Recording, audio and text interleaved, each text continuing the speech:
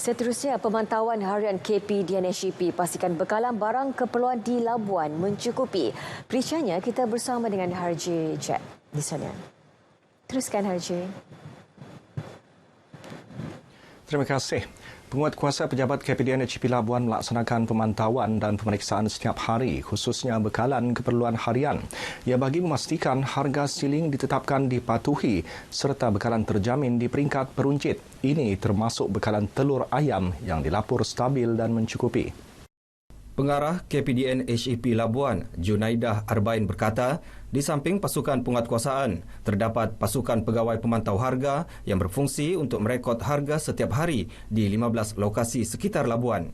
Untuk aktiviti pemeriksaan dan pemantauan ini, iaitu aspek penguatkuasaan, memang pada setiap hari memang kita akan adakanlah tanpa gagal, walaupun hari bercuti, sama ada hujung minggu ataupun cuti-cuti perayaan pun, penguatkuasa tanpa gagal akan melaksanakan pemeriksaan.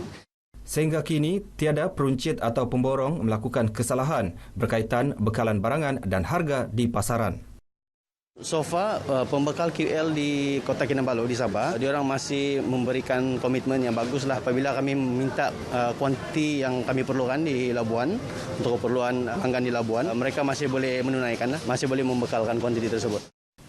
Jabatan Kebajikan Masyarakat JKM siap siaga berdepan monsun Timur Laut. Segala persediaan termasuk memastikan kebajikan penduduk terjejas banjir dapat segera dibantu jika berlaku bencana.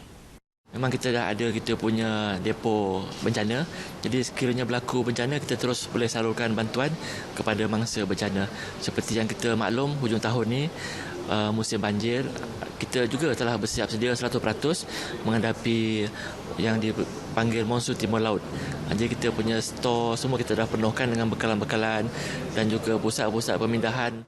Beliau menyatakannya selepas menyampaikan bantuan kepada mangsa kebakaran di Labuan yang disumbangkan Lions Club of Labuan Mandarin. Antara yang disumbangkan barang keperluan peralatan dapur dan tilam.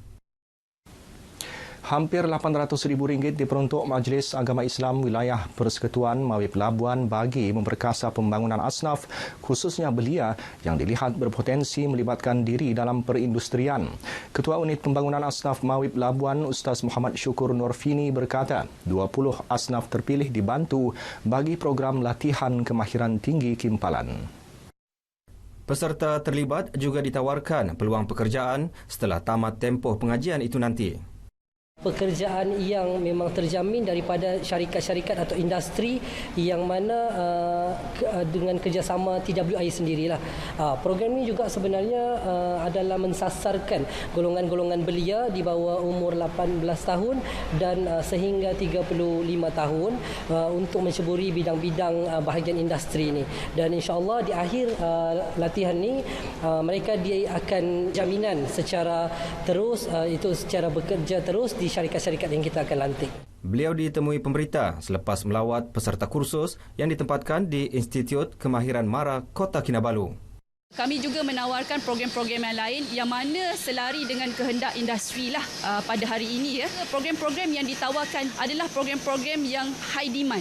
Yang mana kita tengok untuk masa akan datang pun dalam negara mencapai negara maju. Program-program ini akan sentiasa memerlukan tenaga-tenaga kerja yang berkemahiran tinggilah untuk memenuhi keperluan kerajaan dalam ekonomi semasa.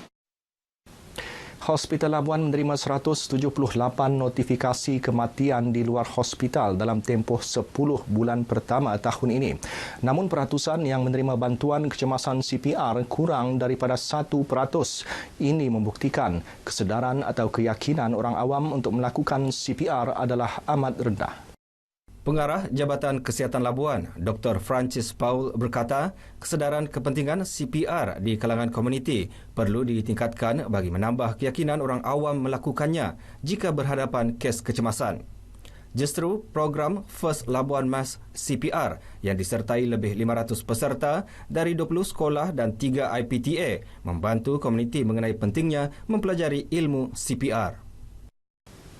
Dengan itu, sekian paparan berita wilayah dari Labuan. Kembali ke Angkasa Puri. Silakan. Baik, terima kasih. Seterusnya, kita ke